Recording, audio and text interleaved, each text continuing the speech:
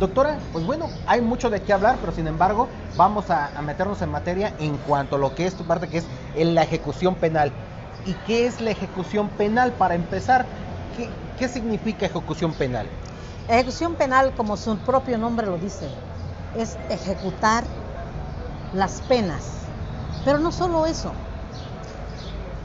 La propia Constitución, en su artículo 18 constitucional, establece que el sistema penitenciario se sustenta en el respeto a los derechos humanos, en la capacitación, trabajo, salud y deporte. La Ley Nacional de Ejecución, que es la ley reglamentaria del artículo 18 constitucional, es más garantista. Y es garantista porque lo permite el artículo 1 constitucional, porque lo permiten los tratados internacionales que ha firmado México en materia de derechos humanos. Tenemos reformas fundamentales en nuestro sistema de justicia que obligan a los jueces y juezas a atender el principio pro persona. ¿Qué significa el principio pro persona? Significa que el juez o jueza tienen que hacer esa ponderación del derecho, privilegiando, por supuesto, la ley más favorable.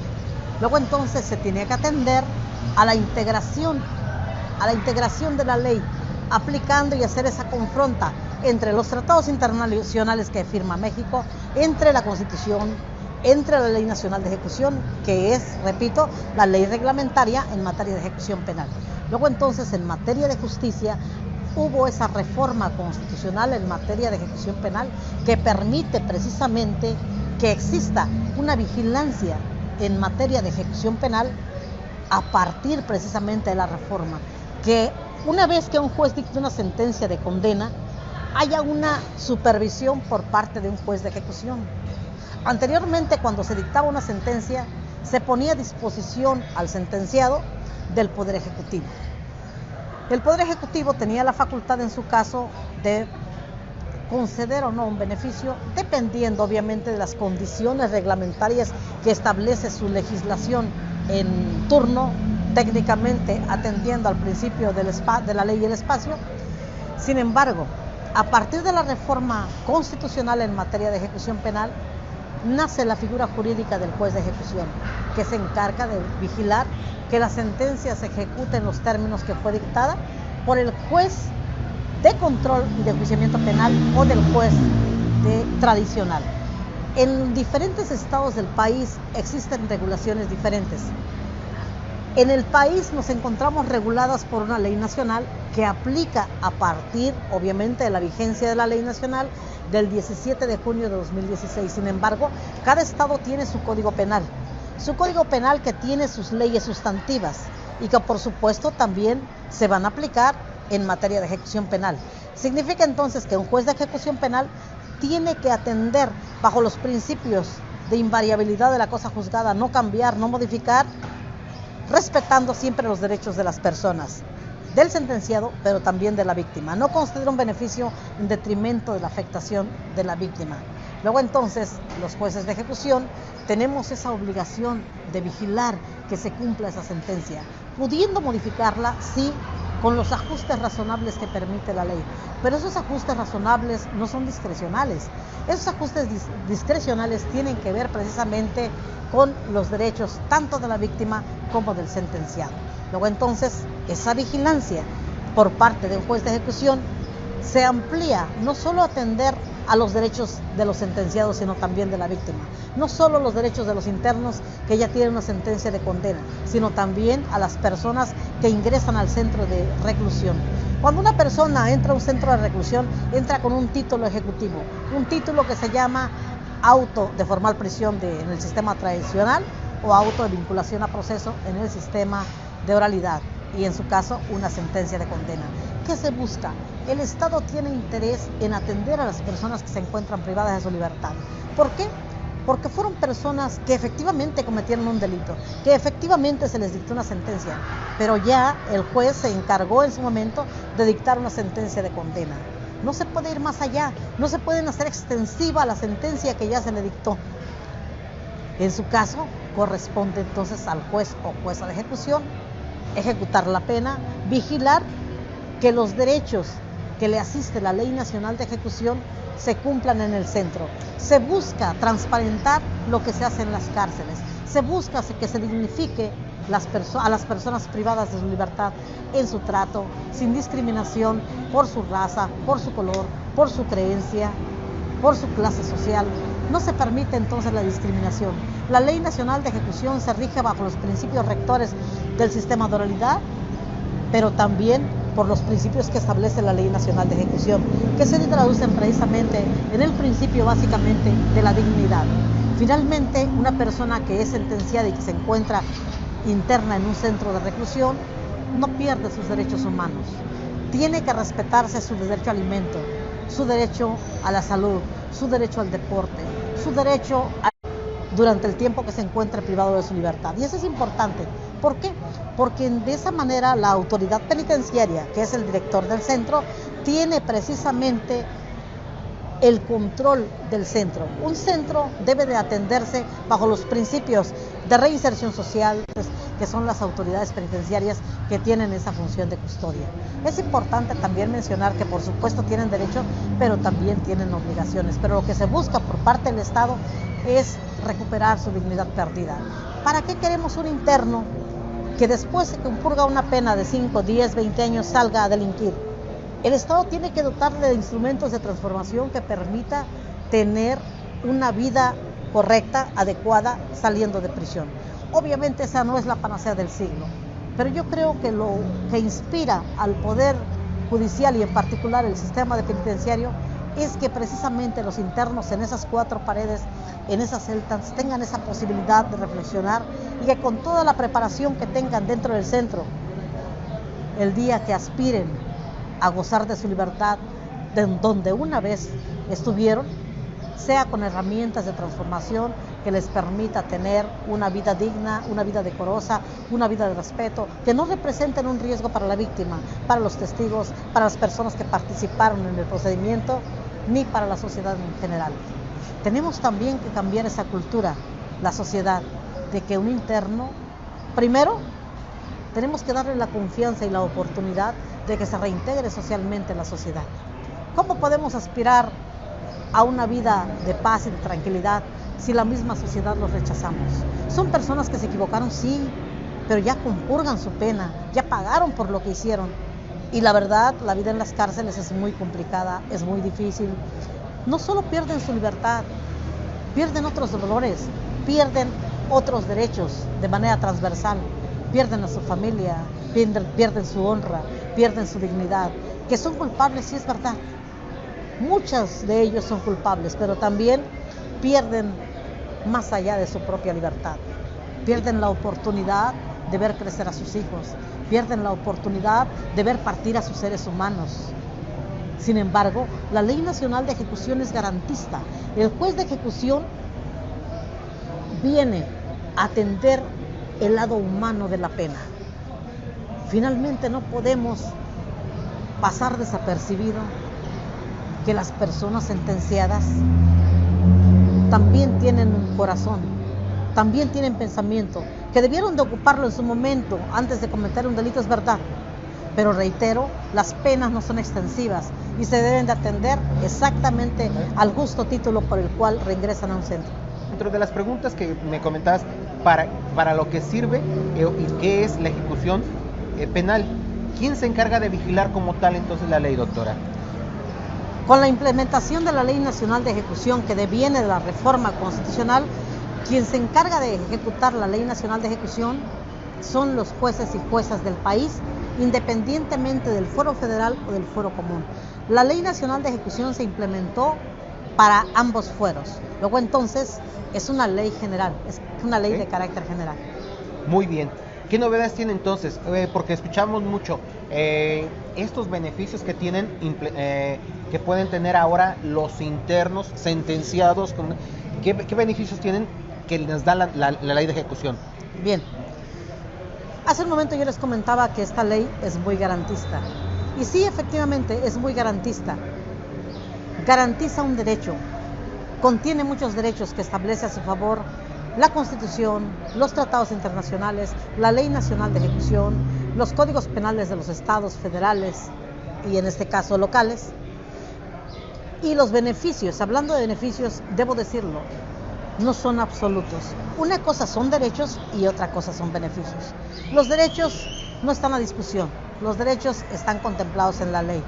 Los beneficios no son absolutos. La primera sala de la Corte ha establecido que esos beneficios están supeditados a que los internos cumplan con ciertos requisitos dependiendo del beneficio que soliciten.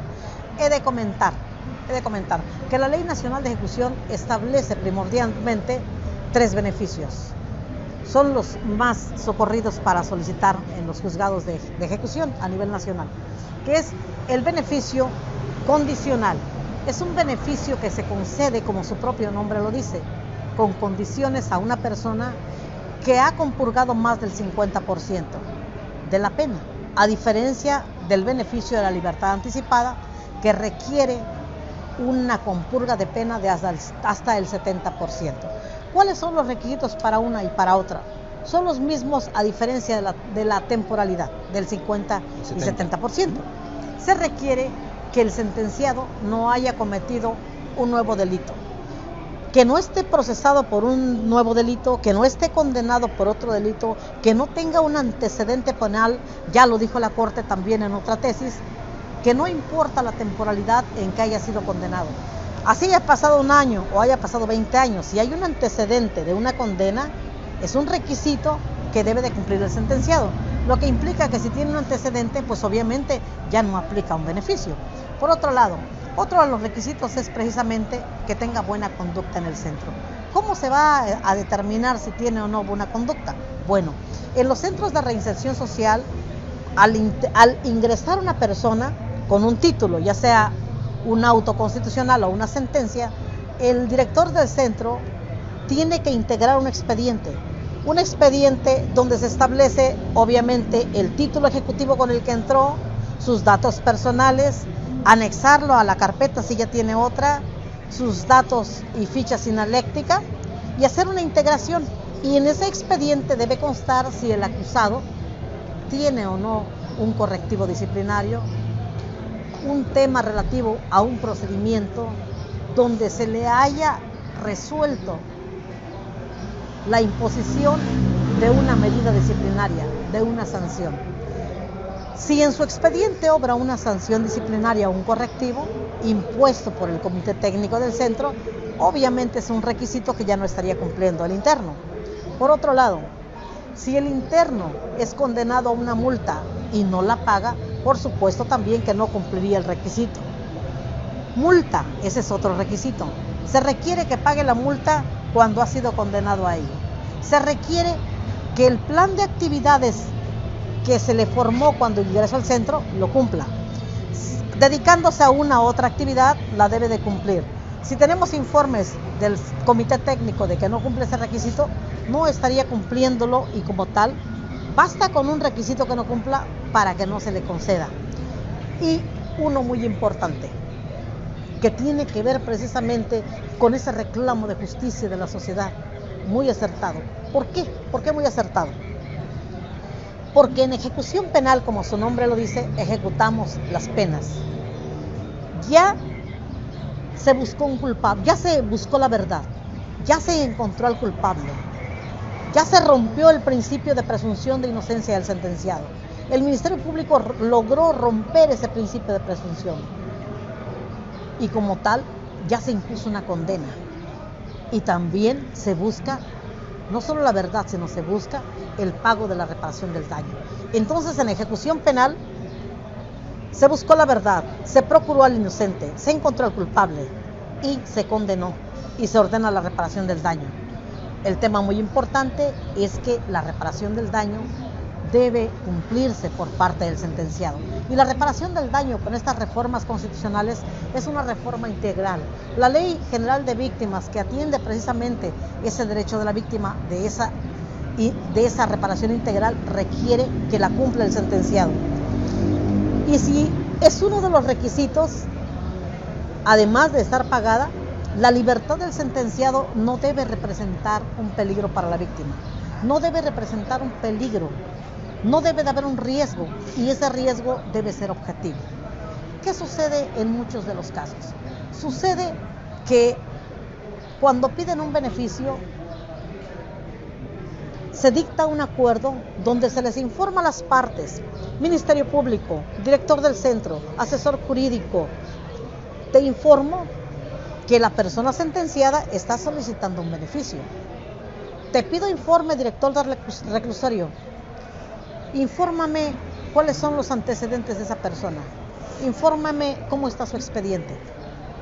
Una vez que el director informa y las partes contestan, ahí sabremos si la víctima ha sido molestada por el sentenciado, si la ha mandado a amenazar, si le ha mandado mensajes, si la familia la molesta, si en su caso recibe llamadas amenazantes. Luego entonces los jueces tenemos que tener el contexto de la víctima para saber si la libertad del acusado representa un riesgo para la víctima, y si lo representa, por supuesto que no tiene derecho a gozar de un beneficio.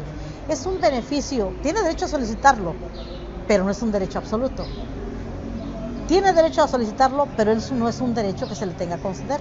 ¿Por qué conceder? Porque es condicionado, o en su caso, un beneficio con los requisitos que establece el artículo 131 y 137 y 141 de la Ley Nacional de Ejecución, que son los artículos que rigen precisamente estos beneficios. Luego entonces se requiere que se pague la reparación del daño y que no represente un peligro para la víctima. Pero ¿qué sucede?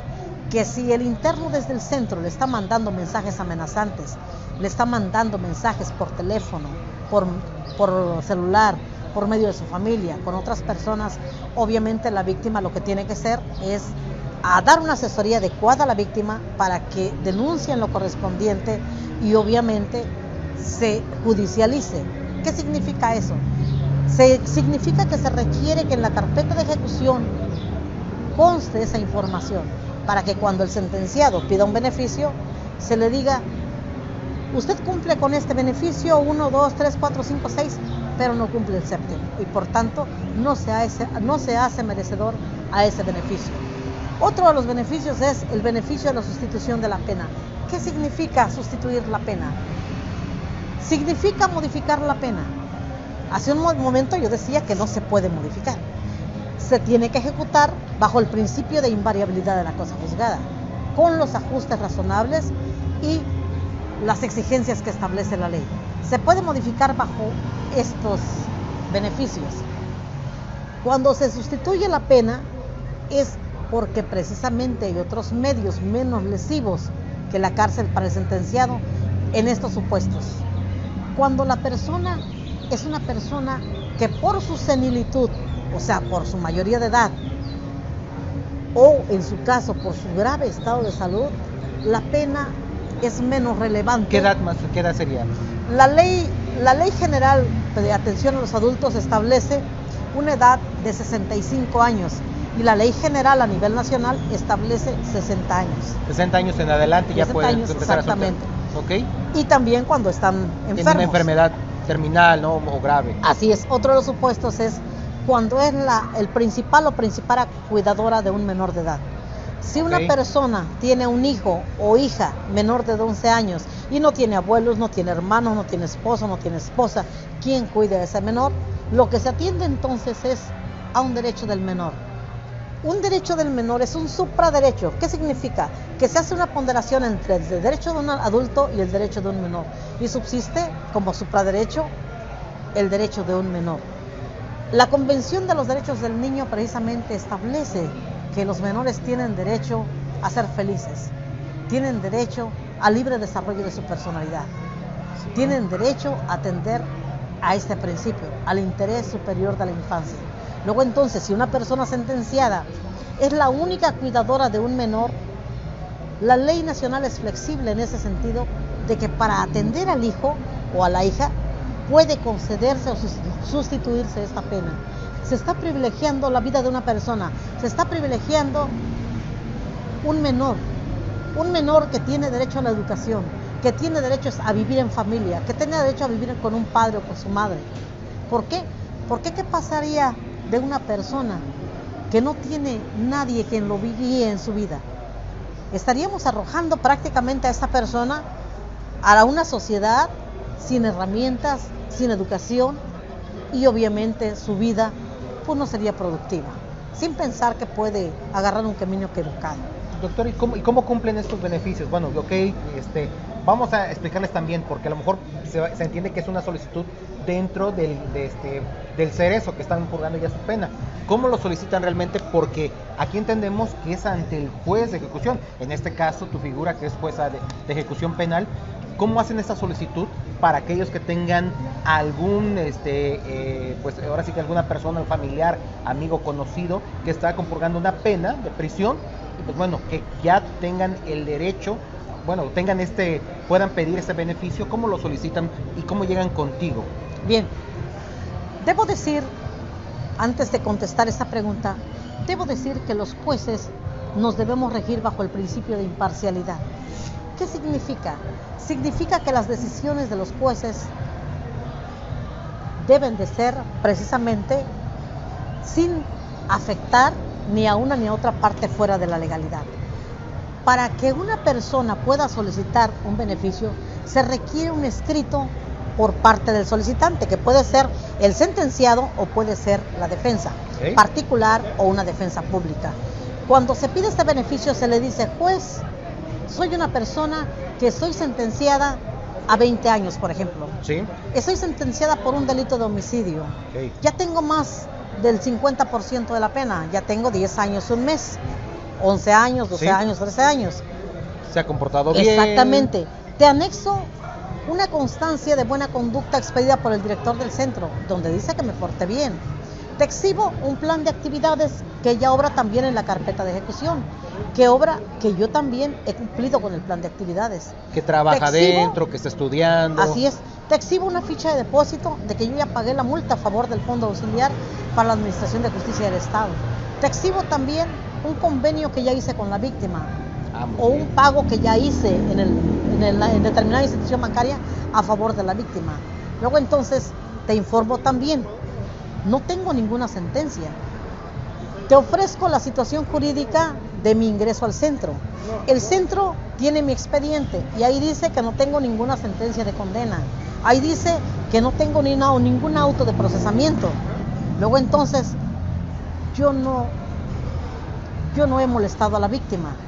No hay ningún elemento de prueba que justifique que yo represento un riesgo para la sociedad.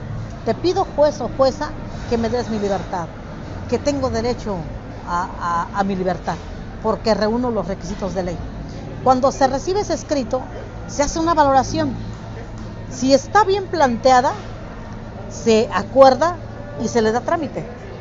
Y se le da vista a todas las partes, al reclusorio, a la Dirección General del Centro de Reinserción Social en el Estado, al Ministerio Público, al asesor jurídico y a la víctima, para que en el término de 5 días hagan su contestación.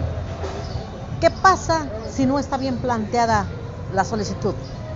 Muchas veces las solicitudes las firman los internos, y los internos no tienen la obligación de saber cómo se hace una controversia. Cuando lo hacen así, garantizo su derecho de acceso a la justicia, y lo que hago es decirle: toda vez de que no reúne los requisitos de ley, sin embargo, tú no estás obligado a conocer el derecho, le doy vista a la defensa para que, en su caso, desahoguen la prevención, la corrijan en lo que viene mal. Una vez que se desahoga la prevención, nuevamente le damos el trámite. Las partes en 5 días contestan y dice el Ministerio Público: no tengo objeción, o sí tengo objeción porque no está pagada la reparación del daño, porque las lesiones que tiene la víctima no solo se cumplen con determinado pago, X cantidad, porque sí, porque no se ha definido las lesiones definitivas. Cualquier situación, ¿sí? Se puede oponer, sí. El asesor jurídico o asesora se puede oponer, sí. Se puede oponer porque no reúnen los requisitos de ley. Entonces, una vez que contestan, de lo que contesten, si hay oposición, se le da vista al que está solicitando el beneficio. Si no hay ningún inconveniente, ofrecen sus pruebas, señalamos una audiencia. Señalamos una audiencia que no puede exceder de 10 días hábiles después de notificar a las partes. Cuando llegamos a una audiencia, la parte oferente, que es en este caso la defensa, tiene que hacer una exposición verbal. ¿Por qué? Porque ya pasamos la etapa escrita. Ahora nos vamos a audiencia donde está videograbada, donde se privilegian los principios de oralidad, de inmediatez porque estás frente al juez, de concentración porque se desahogan las pruebas en una sola audiencia, porque debe de ser pública una audiencia, porque se está videograbando, porque las audiencias son públicas, porque puede acceder el público. Luego entonces... No hay límite en cuanto a esas audiencias. Sí, cuando se trata de menores de edad. Menores. Sí, cuando se atenta en contra del pudor de las personas, tratándole de delitos sexuales, solamente. En esos casos se restringe la entrada a las personas por disposición de la ley. Entonces, cuando el defensor hace su exposición y dice oralmente: estoy solicitando la libertad de mi cliente porque cumple con todos esos requisitos a los que me referí, y por tanto ofrezco estas pruebas. En esa audiencia las partes tienen que manifestar si están de acuerdo o no con sus pruebas. Si una prueba es sobreabundante para acreditar que tiene la buena conducta, ofrece 5 pruebas, las partes pueden oponerse y decir: jueza, solicito que se le admita solo 1 o 2, porque son sobreabundantes. No hay necesidad de probar con tantos elementos de prueba un solo requisito. Y así en cada requisito. Las partes pueden oponerse porque sea una prueba que no sea, en su caso, tendiente al esclarecimiento de los hechos. No tiene caso ofrecer una prueba que no tiene una vinculación directa con el objetivo que quieren probar. No puede ofrecer, o pueden ofrecerlo, pero no se le puede admitir una prueba que no tenga relación con el requisito que se pretende probar. Cuando ya se hace ese debate entre las partes, se dicta un acuerdo por parte del juez o jueza y se dice: se admiten estas pruebas, se desechan estas. Las pruebas que se admiten se desahogan en esa audiencia. Pasan los testigos y la parte oferente los interroga. Los interroga para efecto de que la documental que me ofreció, como es una constancia de buena conducta, un plan de actividades, una situación jurídica en el que se establece si tiene o no otro antecedente, para que ese testigo hable de ese documento. En este sistema de oralidad, los documentos no se valoran solos. En este sistema se requiere necesariamente que el testigo hable de ese documento bajo las técnicas de litigación. ¿Y qué pasa si el testigo se le olvida lo que van a preguntar? La misma ley nacional remite al Código Nacional de Procedimientos Penales para efecto de que si a un testigo se le olvida lo que va a contestar, bajo técnicas de litigación, el oferente pueda hacer ejercicio de refrescamiento de memoria, siempre y cuando siente las bases para que en su caso que puedan ser términos, a lo mejor datos, números, algo que se entienda. ¿Sí? Así es. Obviamente hay técnicas para ese ejercicio, pero también hay algo muy importante. ¿Qué pasa si un testigo está mintiendo? La contraparte tiene la obligación también de que en audiencia le demuestre al juez que ese testigo está mintiendo. ¿Cómo lo puede saber? Cuando se inicia la audiencia, todas las partes deben de tener la misma información. Y si está viendo el Ministerio Público que la información que tiene no es la correcta, tiene que sentar bases para evidenciar contradicción, preguntarle al testigo, y una vez que contesta lo que no está escrito, le diga al juez: juez, quiero practicar la técnica de evidenciar contradicción. Se levanta el Ministerio Público, le pone a disposición al testigo el documento y le dice: lea en voz alta este renglón que ya está marcado con un marcatexto. Y lee el testigo: el carro era rojo. Se regresa a su lugar y dice: señoría, estoy evidenciando que este testigo no es idóneo, no es pertinente para acreditar un hecho, porque está hablando de un carro rojo, cuando los hechos que nos ocupan no es un carro rojo. El hecho que nos ocupa es un carro verde, es un carro azul, o no era el mismo objeto, no era una pistola, era un cuchillo. Entonces, obviamente, bajo esa técnica, videograbado, nos estamos percatando todas las partes que el testigo está mintiendo. Excelente. Y una vez que se desahogan todas las pruebas, se resuelve, declarando procedente o improcedente un beneficio, el cual, por supuesto, es sujeto de revisión mediante el recurso de apelación, en donde un superior revisa si la resolución que dicté es acorde a los lineamientos de legalidad y certeza jurídica.